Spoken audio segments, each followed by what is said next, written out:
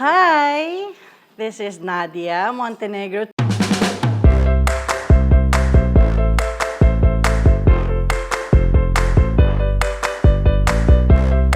We're here today because my dream has just come true. Matagal na ako nangarap na magkaroon ng cooking show. And finally, with some angels beside me, it all came true na. We're cooking the first dish that ever gave me the passion to cook. We're cooking Carbonara Ala Nadia.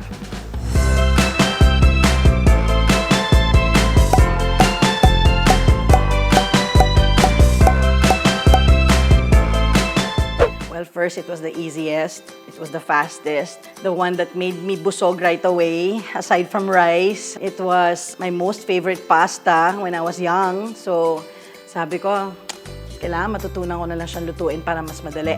This is something that I practiced for a long time and I just tried to perfect it with my taste. And hanggang sa I started serving it to my friends and they liked it. So, nagtuloy-tuloy na. Food to us was always like a festive event in the house because, you know, whenever there was dinner, especially with mom and dad, we would always have to be dressed. And of course, we had Spanish dishes from our tapas to our salad to our sopas and then all the way na hanggang sa parang 8-course dinner na yon. Kailangan kainin mo lahat. What you put on your plate, you have to eat. If not, you get punished by dad. Punishment was I had to stay outside in the garden with no lights on and with no slippers for 2 hours until I learned to finish my food on my plate. Yon. And bawal marinig yung ano, hindi ka pwedeng tumunog yung spoon sa plate. Yun, kaya konti na lalagay ko sa plate para hindi ako napapagalitan. My dad was very strict when it came to table manners. And of course, it helped us a lot. Plus, he also put us in a school, Colegio de San Agustin, which also was his alma mater in Madrid. We grew up in the South, in Merville. Bata pa lang, andun na ako sa kusina. Obvious ba? My dad is a cook, my mom is a cook, my grandmother was a baker. Growing up was really, food was very important. Definitely, definitely. The first thing you do is, you don't need oil because you will be using a lot of bacon. So, here is our bacon.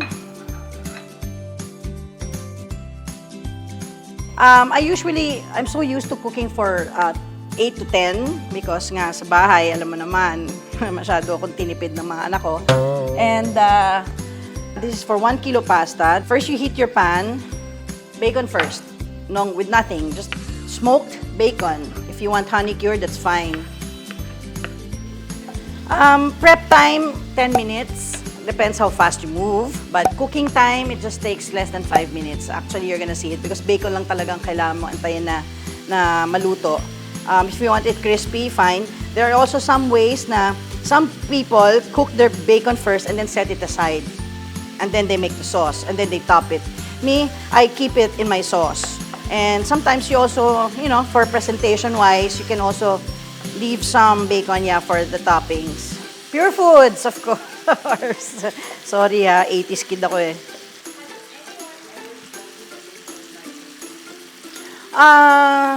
Wala pa naman ako nasusuntok, pero take criticism very well. No, I'm very I'm very open-minded. I like to always try to make things better, and especially when it comes to my cooking. Okay, now you set aside, you don't have to take the bacon out of the pan kasi maging crispy man siya, it's better. So now we have garlic. You can put as much garlic as you want. Sa akin, after the bacon, yeah. And make sure you don't brown it naman kasi hindi masarap ang garlic na sunog. It saves you time because your bacon just crisps on its own while you're cooking the other ingredients. So now you have the bacon and then you put your mushroom sliced.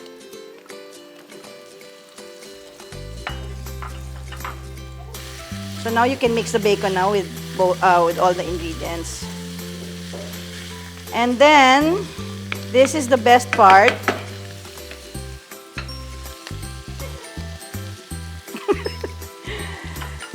KNORR seasoning.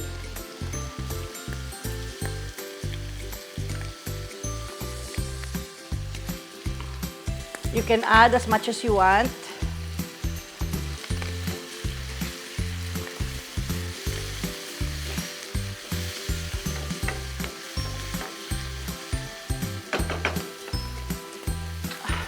And then I'm a pepper person, so nasa sayo. This is dried basil. And this is pepper. 1 tablespoon. The twist is this. I think I'm the only one who uses carbonara with KNORR seasoning. But you'll know why. You'll know why once you get to taste it. And then I have my Nestle cream. 2 packs of Nestle cream.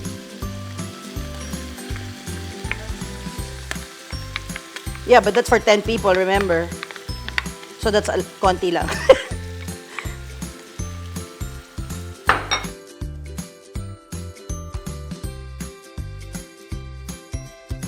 The carbonara that is made with eggs, they usually put it in the noodles once it's cooked na. So it becomes creamy. And then they put all the bacon, the garlic separately. But it's cooked separately. The mushrooms are cooked separately, the garlic's cooked separately, the bacon's cooked separately. It's only the eggs that make it creamy. So now, we just lower down, simmer it lang. Actually, this is okay na, but me usually, I put kasi, once you put the noodles kasi, it's gonna get too thick. So, add at least half a cup of water.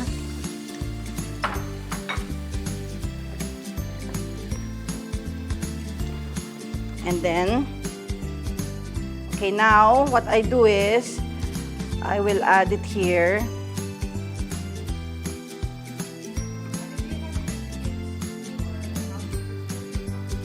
Number 1, follow the ingredients. Pangalawa is, keep checking on it every 2 minutes kasi depends on how you want it. But syempre, the best pa rin is al dente. Al dente is a little, almost cooked. You can still taste the crunch, pero it's not hilaw, ha? So if it says 7 minutes, try to check on it on pag 6 minutes na para talagang perfect na siya. Since like this one, you're mixing it with the hot sauce, so it only means na it's gonna cook pa. So, lesser time.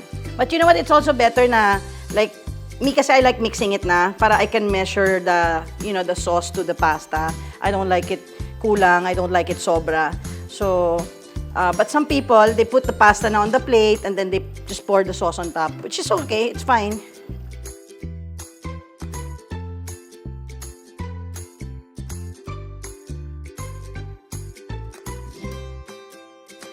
And then, before you serve, syempre, taste mo muna kasi baka, di ba? Kasi Now, let's put this here.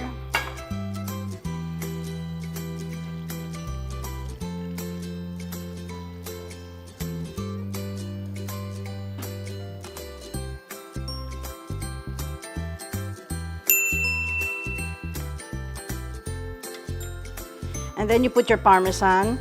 I love parsley when it comes to presentation. Here it is. Carbonara Ala Nadia.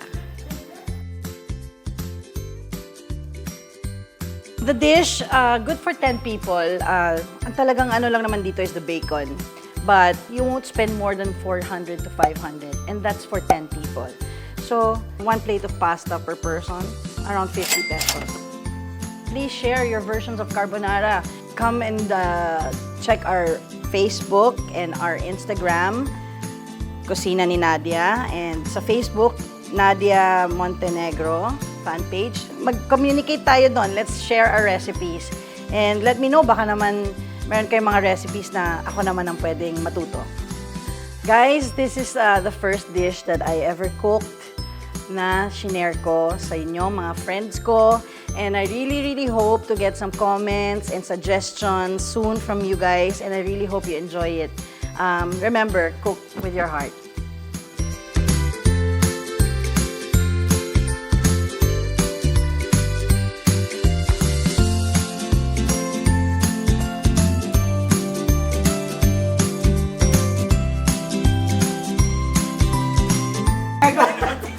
My dearest friend, Donita. Here. Yeah, you know, actually, sa totoo lang, mahalan talent fee ko. Wow! Kasi darating lang ako para lang, gamitin yung ganda ko. We're gonna grind it into a fine paste!